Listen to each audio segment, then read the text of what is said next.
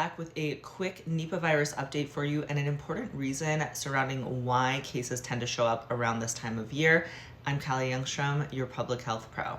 Nipah outbreaks are not random, and there's actually a very clear seasonal pattern with an uptick in cases generally tending to happen between December and May in the geographical areas where Nipah virus is common, and this has a lot to do with bat behavior. During the winter months, fruit bats tend to experience breeding and nutritional stress because natural food sources are scarce, and that stress leads to increased viral shedding, and bats are also more likely to be foraging in human plant orchards. This, in combination with the fact that cooler weather also allows the virus to survive longer in the environment, which increases the chance of indirect exposure through things such as contaminated fruit or contaminated surfaces. So far, what we're experiencing based on reported cases is ecology and seasonality, not necessarily a sudden change in the virus.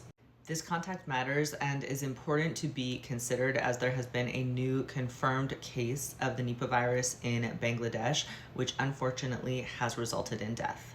The woman is described as being between 40 and 50 years old and first began experiencing symptoms of fever and neurological effects on January 21st and passed away about a week later.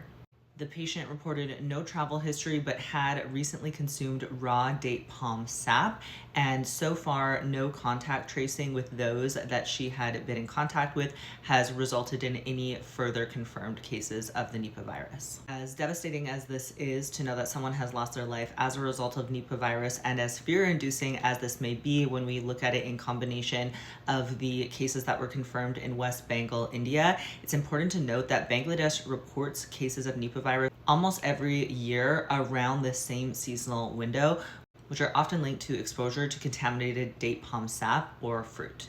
So while hearing about cases in different countries can feel very alarming, it's important to note that these are separate expected events in regions where Nipah is already known to circulate seasonally and not evidence of a new or rapidly spreading outbreak.